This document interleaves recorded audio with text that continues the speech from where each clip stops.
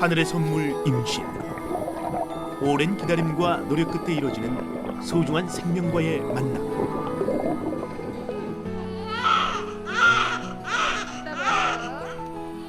최근엔 부모의 노력에도 불구하고 아이를 갖지 못하는 이들도 있다. 바로 불임 부부. 건강하게 아이를 갖고 싶어하는 모든 부모의 바람. 그러기 위해 부모는 어떤 노력을 해야 하는 것일까? 자, 오늘의 주제는 임신과 출산 그리고 불임이 되겠습니다. 13년 전 제가 아들이 태어날 때 옆에서 이렇게 딱 지켜봤는데요. 당시 그 생명의 탄생, 이 신비로움은 이루 말할 수가 없었습니다. 네. 그렇죠. 저도 역시 아이를 낳은 지 사실 시간이 좀 많이 지나긴 했지만 임신한 걸 처음 알았을 때 그 심정과 또 아이를 낳았을 당시의 심정이 떠올라 뭉클하기까지 하는데요. 한 생명이 태어난다는 건 정말 경이로운 일인 것 같아요. 그렇습니다. 새로운 어떤 시작의 의미, 또 아이를 출산한다는 것. 오늘 이런 거에 대해서 집중적으로 한번 알아보도록 하겠습니다. 이 시간에도요, 우리 중앙대학교 병원 산부인과의 이상훈 교수님이 함께 저희들과 하면서 임신과 출산 그리고 불임에 대해서 자세히 이야기를 나누겠습니다. 어서 오십시오, 선생님. 안녕하세요. 네, 반갑습니다. 자, 요즘 이제 젊은 엄마 아빠들은 아기를 갖기 전 검사도 받고요. 또 뭐 운동도 막 차근차근히 하고 이렇게 이제 임신 준비를 하고 있는데 요즘 그 사전 검사는 어떻게 진행이 됩니까? 그 임신을 하기 전에 해야 될 검사들은 상당히 많은 것 같지만 네. 되게 이제 엄마의 입장에서 보면 네. 이제 요즘에 이제 혈액 검사를 통해서 감염병을 전부 한번 검사해 보는 게 좋습니다. 간염이라든가 뭐 성병이라든가 요즘에 뭐 또 에이즈가 다 남의 나라 얘기 같지만 그래도 알게 모르게 우리 그런 검사가 필요하고 우리가 초음파가 요즘에 굉장히 간편하지 않습니까? 그렇죠. 그래서 네. 초음파를 통해서 자궁 자체에 기형이 있나 아니면 난소에 무슨 기형이 있나 난소에 무슨 뭐 혹이 있나 뭐 자궁에 혹이 있나 이런 걸 미리 알아봄으로 해서 네. 건강한 아기를 가질 수 있는 이제 기초가 될 거고요. 그 외에 무슨 뭐 자궁 경부암 검사라든가 이런 걸 미리 좀 해두면 네. 임신 중에 난처한 일이 생기지 않을 수 있어요. 그렇기 때문에 이제 남편의 경우에도 마찬가지로 좀 감염에 관한 질환, 간염이라든가 성병에 관한 것을 미리 좀 검사해두면 건강한 아기를 가질 수 있는 아주 지름길이 될 것 같습니다. 네, 그렇군요. 네, 물론 이런 산전의 그 검사도 많이 중요하긴 하겠지만 브로콜리나 시금치에 또 많이 함유되어 있는 엽산 섭취도 굉장히 중요하다고 알고 있거든요. 그 이런 음식이 굉장히 왜 필요한 건지에 대해서 좀 설명해 주세요. 뭐 지금 아마 그 아기를 가지려고 하는 나이에 계신 분들은 아마 엽산에 관해서 안 들어본 사람은 거의 없을 겁니다. 그럼요, 엽산 그럼요. 굉장히 네. 중요하죠. 중요하죠. 그래서 아기를 가지면 제일 걱정이 되는 것이 이제 기형아거든요. 기형아 예방을 할 수 있는 우리가 영양소나 약이 있다면 네. 아마 엽산을 하나를 꼽을 수 있을 것입니다. 네. 그래서 대개 엽산 자체는 우리가 아기가 처음 이제 기관을 형성할 때 네. 굉장히 중요한 그 요소로 돼 있어서 네. 이런 것이 부족하면 기형을 발생할 수 있습니다. 그래서 임신 초기에 임신하기 한 3개월 전부터 우리가 보통 이제 용량이 여러 가지 용량이 있지만 대개 하루에 한 알 정도를 복용을 하면 충분한 걸로 되어 있고 네. 이런 것들은 대개 지금 말씀하신 것처럼 뭐 브로콜리라든가 시금치라든가 네. 뭐 콩류라든가 이런 데 많이 들어 있죠. 그래서 이런 것들은 결국은 신경관계 결손이라든가 이런 것을 예방할 수 있는 아주 중요한 영양소가 되겠습니다. 그렇군요. 네. 그 예전에는 없던 걸로 아는데 톡소플라즈마 검사라는 거는 근래에 또 많이들 검사를 하시던데요. 예. 최근에 이제 그 애완동물을 많이 키우는 사람들이 집에 있다 보니까 예. 이제 그걸 통해서 우리가 감염이 알게 모르게 되는 경우가 많이 있어요. 그래서 우리가 그래요? 임신 전에 오. 그런 검사도 상당히 중요한 걸로 되어 있습니다. 요즘에. 그렇군요. 네. 톡소플라즈마라고. 자, 뭐 선전에 이 검사를 받지 못한 채 아이를 갖게 되는 경우도 있지 않습니까? 뭐 이때 가장 걱정되는 게 이제 바로 정말 풍진이 아닌가 싶은데요. 만약 풍진 주사를 맞지 못한 채 임신을 하게 됐다면 최악의 경우 유산까지도 이 생각을 해야 되는 거 아닌가요? 예, 뭐 잘 아시다시피 풍진은 많은 산모들이 제일 걱정하는 질환 중에 하나고 네. 풍진의 감염이 임신 중에 되면 기형아에 아주 결정적으로 되는 걸로 되어 있습니다. 그래서 풍진 예방 접종은 정말 아주 중요한 예방 접종 중에 하나죠. 네, 건강한 부모에게서 건강한 아이가 태어나기 마련인데요. 물론 임신 전 준비도 중요하지만 임신 사실을 알고 난 이후에 역시 또 중요하죠. 그 임신 초기부터 출산을 앞둔 40주까지 예비 엄마 아빠는 언제 병원에 가는 것이 좋고 또 어떤 검사를 받아야 할까요? 그 임신 주기에 따른 검사 항목 화면 함께 보시죠.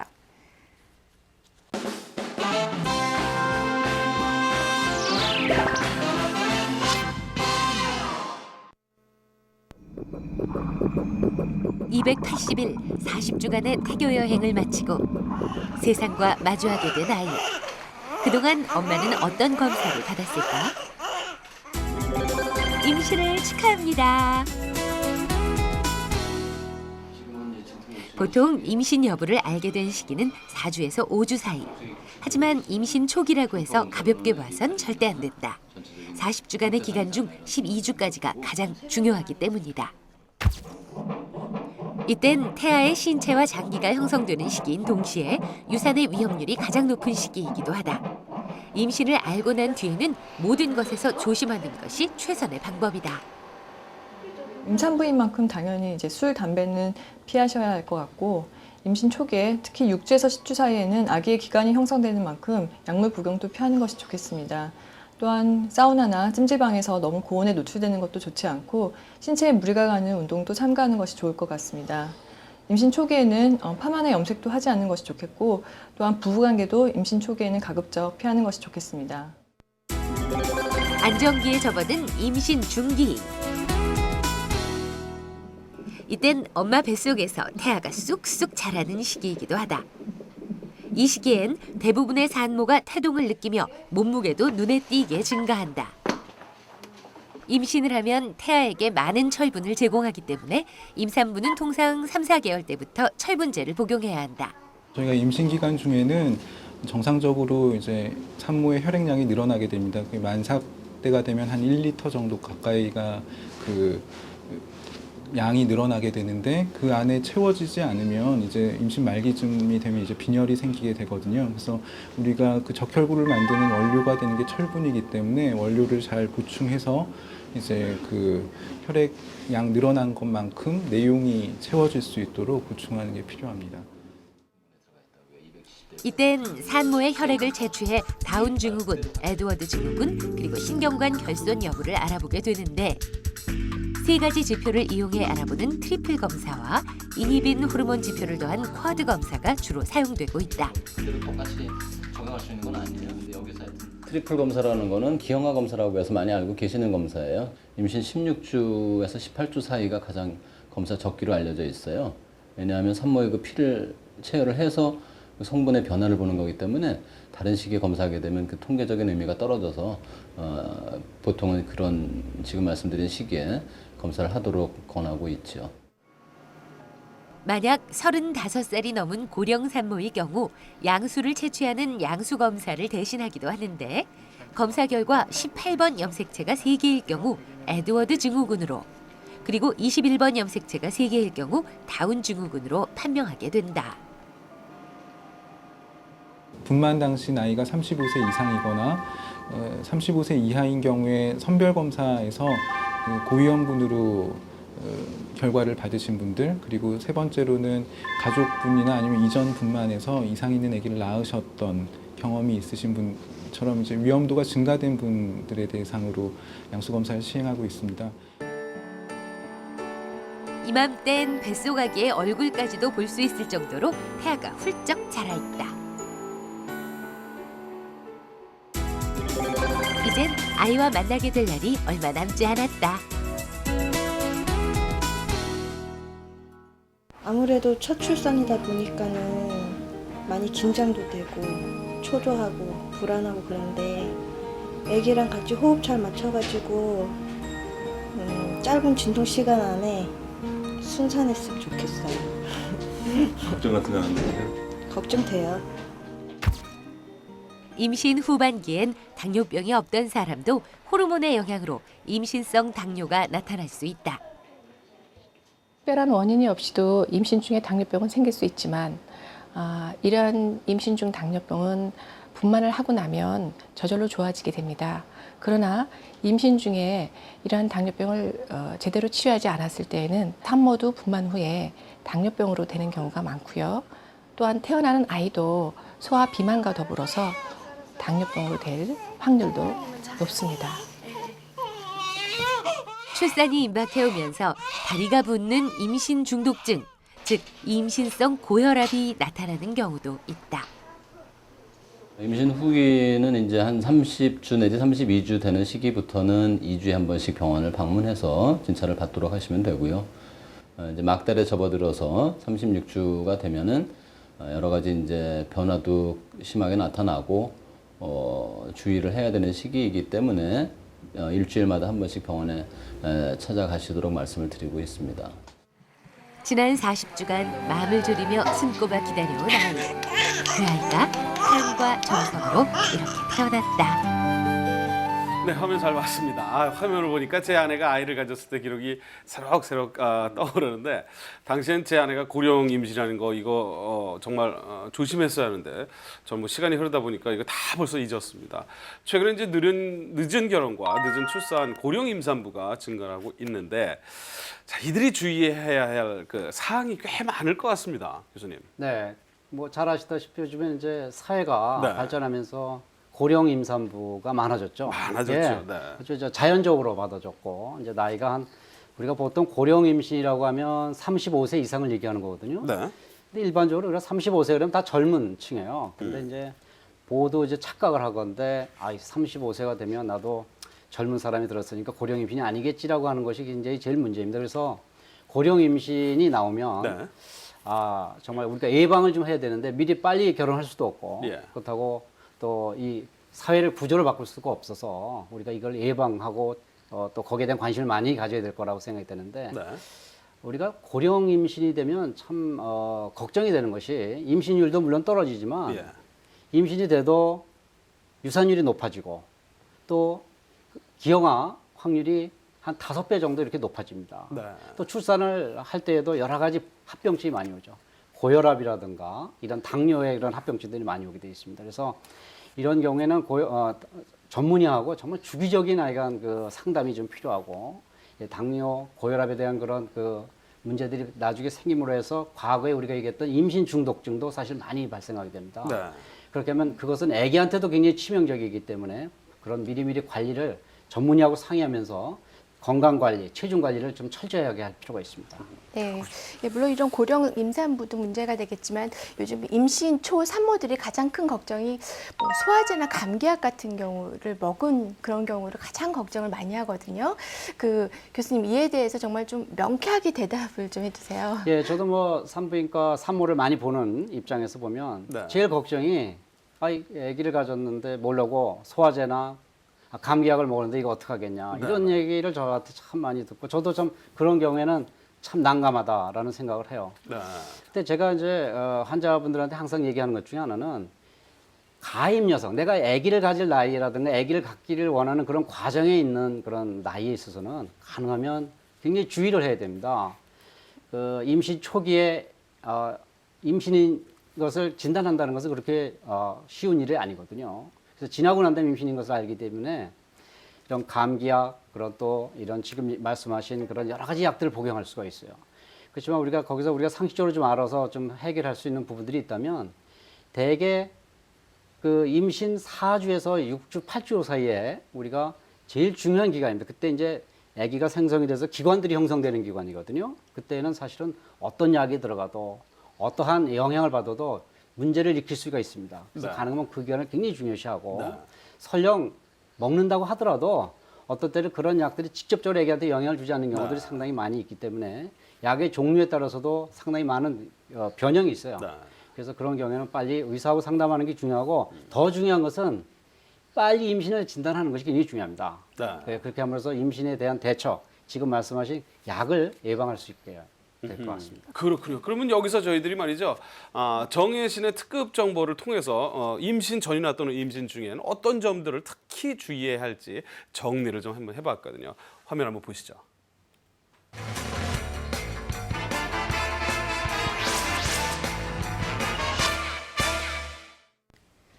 네, 얼마 전 태아의학회에선 건강한 임신을 위한 5계명을 발표했는데요. 어떤 내용들이 있는지 하나하나 알아보겠습니다.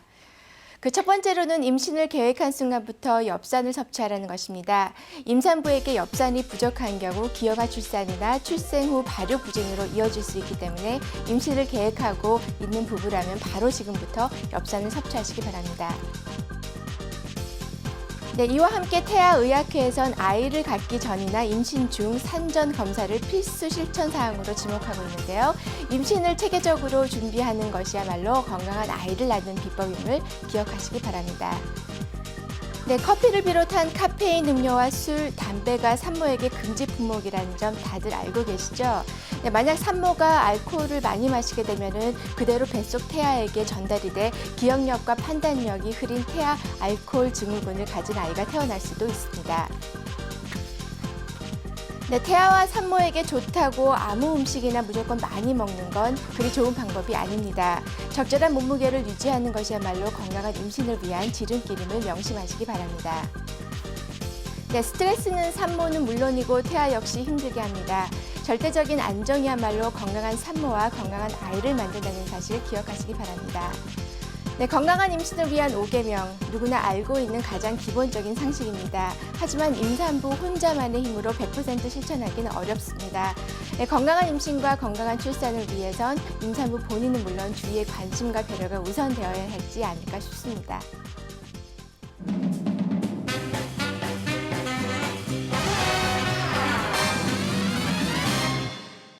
대부분 결혼한 부부들의 꿈은요, 건강하고 예쁜 자기들을 닮은 아기를 낳아서 행복한 가정을 꾸리는 것이 아닐까 싶습니다. 하지만 아이를 낳고 싶어도 그러지 못하는 사람들이 있습니다. 바로 이제 불임 부부들을 말씀하는 건데, 최근 이러한 부부들이 증가하고 있다고 그러죠? 네, 하지만 그렇다고 이들 부부에게 전혀 희망이 없는 거는 또 아니죠. 그 현대의학의 발달로 인공수정과 시험관 아기와 같은 방법들이 이들에게 참 큰 힘이 되어주고 있을 텐데요. 인공수정과 시험관 아기 어떻게 시행되는지 한번 알아봤습니다. 불임. 정상적인 부부관계를 맺어도 1년 이상 아이를 갖지 못하는 경우를 일컫는 말. 예쁜 아이를 갖고 싶어하는 마음은 모든 부모의 바람. 하지만 최근 아이를 갖고 싶어도 갖지 못하는 이들도 있다고 하는데요. 정말 이게 너무나 힘든 일이구나. 이게 정말 우리한테 이런 일이 또 올 수도 있구나. 또 병원에 오니까 또 이런 분들이 많이 계셔서 더 놀랬고. 저한테는 없었던 일로 생각을 했었다가 그냥 진료를 받고 하도 너무 오래 걸리니까 진료를 받고 이제 알게 됐을 때는 솔직히 좀 와이프한테 미안했죠. 불임으로 수년간 고통 속에서 신음하는 부부의 사연은 비단 이들만의 이야기는 아닙니다. 한 통계에 따르면 불임증으로 고통받고 있는 남녀는 2007년 16만 명을 넘어섰는데요. 과거에 비해 무려 3배나 증가했습니다. 최근 새로운 문제로 대두되고 있는 불임. 원인은 무엇일까요? 난임의 원인 중 여성의 이상이 있는 경우가 40%에서 50%, 남성에게 이상이 있는 경우가 30%에서 40%, 부부 모두에게 이상의 경우가 10%이며 원인 불명의 불임인 경우 10%에서 높게는 20%까지 보고 있습니다. 남성과 여성의 불임 원인을 보면 남성의 경우 정관 폐쇄, 사정장애, 정자 생성 이상, 여성의 경우 배란 이상, 나팔관 폐쇄, 자궁과 복강 내 질병으로 나뉩니다. 그렇다면 불임 부부에서 불임을 극복할 희망은 없는 것일까요? 먼저 배란이 불규칙한 여성에게 시행되는 배란 유도제 클로미펜, 생리 초기에 약을 5일간 복용해 자연 배란이 이루어질 수 있도록 도와준다고 합니다. 그리고 배란을 유도하는 또 하나의 방법으로 과배란 주사가 있습니다. 배란을 유도하는 호르몬을 직접 주사로 공급해 자연 임신이 가능하도록 유도한다고 합니다. 배란 유도로도 성과가 없을 경우 시도하는 인공수정, 어떤 경우 시술이 이루어질까요? 정자의 수가 좀 기준에 비해서 적거나 활동성이 약한 분들, 또 한 가지는 점액의 질이 좋지 못하거나 혹은 정자랑 점액이 잘 맞지 않는 경우, 자연임신을 반복적으로 시도했는데 자연임신 시도에서 실패한 경우, 이렇게 크게 3가지가 인공수정을 적용할 수 있는 가장 효과적인 경우들입니다. 시술 방법은 이렇습니다. 여성의 배란 주기를 체크해 먼저 배란일을 정하고 인공수정이 시행되기 2-3시간 전 남성의 정자를 받습니다. 이때 정자 채취 과정을 거쳐 운동성이 좋은 건강한 정자만을 골라 가느다란 관을 통해 자궁 내 정자를 주입하는데요. 자연 임신처럼 수정이 난간에서 이루어지기 때문에 최소한 한쪽의 난간은 정상이어야 합니다. 인공수정을 통해서 15%에서 많게는 20% 정도의 임신 성공률을 얻을 수 있기 때문에 시험관아기 시술을 하기 전에 좋은 시술 방법으로 이용되고 있습니다. 마지막으로 불임 치료의 대표적인 방법 시험관 아기 시술. 반복적으로 인공수정이 실패한 경우에 시행되는데요. 여성의 몸 안에서 일어났던 수정 과정을 인체 밖에서 수정이 이루어지도록 임신을 유도하는 시술이라고 합니다. 어떤 경우에 시행되는 것일까요? 시술 대상은 다음과 같습니다. 양측 나팔관이 모두 막힌 경우, 심한 자궁 내막증이 있는 경우, 남편이 정자에 이상이 있는 경우, 여러 차례 인공수정에 실패한 경우, 원인 불명의 불임 경우입니다. 시험관 아기의 시술 방법은 여성의 성숙한 난자와 남성의 건강한 정액을 인위적으로 채취해 수정을 시키고 2-3일 동안 바깥에서 배양을 한 뒤 여성의 자궁 내막으로 이식을 합니다. 시험관 아기 시술의 평균 성공률은 국내 보고에 따르면은 2005년도 평균 30%로 보고되었고 같은 해 미국은 42%, 그리고 유럽은 국내와 비슷하게 30% 정도로 보고되었습니다. 자신의 아이를 갖고 싶어하는 불임 부부의 바람. 불가능해 보이기만 하던 그 바람에 이제 한 걸음 더 다가서고 있습니다. 배란 유도에서 인공수정 그리고 시험관 아기까지 예전에 정말 상상치 못한 일이 많이 벌어지고 있습니다. 뭐 저희도 개인적으로는 뭐 시험관 아이를 얼마 전에 한번 시도를 해봤습니다만 뭐 결과는 좀 뭐 썩 좋지 않았습니다. 어쨌든 저희도 그런 부부 중에 한 부부인데 시험관 아기가 성공한 지를 올해로 말이죠. 벌써 31년이 됐다 그러니까 그동안 꽤 많은 진전을 보여왔죠. 네, 그 우리나라 역시 1980년도 중반에 시도한 국내 최초의 시험관 아기들이 어엿한 이제 성인으로 자랐다는 신문 기사를 저도 얼마 전에 본 적이 있는데요. 네. 이만큼 우리나라의 시험관 아기 시술도 세계적인 수준의 발전에 아주 뿌듯합니다. 아주. 제가 아는 분도 뭐 그런 걸 많이 통해서 지금 아이를 많이 낳고 있는데 또 하나 문제가 제가 아무래도 이 살, 비만이 또 문제가 되지 않나 싶습니다. 제가 아는 분은 101kg였어요, 여성분이. 근데 임신하지 못했는데 살을 무려 50kg이나 빼고 임신을 한 분을 알거든요. 자, 뭐 살을 빼면 임신 성공률이 높아진다는 이야기를 이래서 하는 얘기가 아닌가 싶은데 저도 뭐 얼마 전부터 이제 살을 또 빼고 있거든요. 아무래도 이 비만이 임신을 좀 어렵게 만드는 건 사실이죠? 당연합니다. 네. 비만 자체는 임신하고 아주 정말 직접적인 영향이 있다라고 볼 수 있습니다. 그렇군요. 예. 제가 하루에 환자를 보면서 살을 빼라고 얘기하는 것을 아마 100번도 더 얘기할 것 같아요. 그럴 정도로 우리가 뭐 지금 말씀 전에 시험관 아기도 얘기하고 인공수정도 얘기했지만 그런 확률이 35%라면 우리가 살을 보통 찐 사람이 한 1kg만 빼면 10%의 임신율을 높입니다. 성공률을. 예. 그렇다면 어느 것을 택하시겠습니까? 살 빼는 것이 더 쉽습니다. 그렇죠. 운동하는 게 더 낫겠죠. 이 살찌는 것은 우리가 보면 살이 너무 쪄도 임신이 잘 안 되고 너무 빠져도 임신이 안 되는데 그 이유를 찾아보면 역시 우리가 피하 지방이 여성 호르몬의 대사기관입니다. 그래서 우리가 적절하게 살을 갖고 있어야 임신에 도움이 되고 그래서 임신이 안 되는 분들은 자꾸 또 살이 찌는 경향이 있어요. 그래서 여러분 잘 아시겠지만 다낭성 난포종이라는 것이 특징이 살이 자꾸 찌는 겁니다. 옛날에는 이거를 살찌는 체질 이렇게 알고 있었는데 알고 보면 여성에 있어서는 그것이 임신하고 불임하고 원인이 된다. 이렇게. 사실 오랫동안 또 아이를 기다리는 사람들은 지푸라기라도 잡는 심정으로 임신을 하는데 좋다는 뭐 석류, 뭐 콩 이런 걸 또 먹게 되거든요. 그 음식을 사실 굉장히 중요한 부분일 텐데 음식과 그 임신 어떤 관계가 있을까요? 뭐 상식적으로 적절한 음식과 적절한 영양이라는 것은 뭐 건강에 좋다는 건 뭐 더 말할 것도 없지만 지금 여쭤보시는 건 그런 의미가 아닐 것 같아서 말씀을 드린다면 우리가 임신을 한다든가 아니면은 뭐 임신을 잘하기 위해서라든가 어떨 때는 뭐 과거에 우리가 남자 여자를 구별하기 위해서 임신을 갖기 위해서라든가 그래서 많은 민간요법 내지 식품을 갖다가 선호하는 경우들이 상당히 많이 있었는데 제가 저희 뭐 외래에서 많은 환자들이 저한테도 물어보죠. 결론적으로 얘기해 드리면 없습니다라고 제가 딱 잘라서 얘기를 합니다. 우리가 민간요법이나 석류라든가 이런 것들이 사실 너무 많이 먹으면 물론 여성적인 호르몬에 조금 들어 있어서 너무 많이 먹으면 사실은 역효과를 가질 수 있고 그런 거를 찾아다니다 보면 우리가 아기를 가질 때라든가 임신을 할 때 모든 것이 좋게 할 때 제일 중요한 것은 나이입니다. 그래서 나이, 시간을 자꾸 잊어버릴 수가 있다 이거죠. 그리고 시간을 잊어먹고 또 그런 것을 돌다 보면 또 경제적인 손실도 많고 그래서 결국은 나중에 저희들 찾아올 때는 경제적인 손실, 나이가 또 들어서 오게 되면 결국은 임신율이라든가 임신에서도 유산율을 높이게 됩니다. 그래서 적절한 운동과 적절한 음식이 굉장히 중요하지 특별하게 임신율을 높여주는 음식은 없다 이렇게 얘기할 수 있습니다. 네, 혹시 아이가 안 생겨 고민하고 계시나요? 그 이 음식이 좋다, 또 저 음식이 좋다 하며 그거 찾아 헤매지 마시고요. 산부인과 전문의를 찾아 불임의 원인을 정확히 파악해 그에 맞는 적절한 치료가 건강한 임신을 위해 가장 빠른 길이 아닌가 싶습니다. 그러네요. 자, 늦게나마 우리 막둥이를 또 준비하려고 하시는 분들 오늘 시간이 여러분께 큰 도움이 됐으면 합니다. 저희가 준비한 소식은 여기까지고요. 오늘 나와주신 중앙대학교 병원 산부인과 이상훈 교수님 다시 한번 감사드리겠습니다. 감사합니다. 고맙습니다. 자, 여러분 다음 주에 다시 찾아뵙겠습니다. 안녕히 계십시오.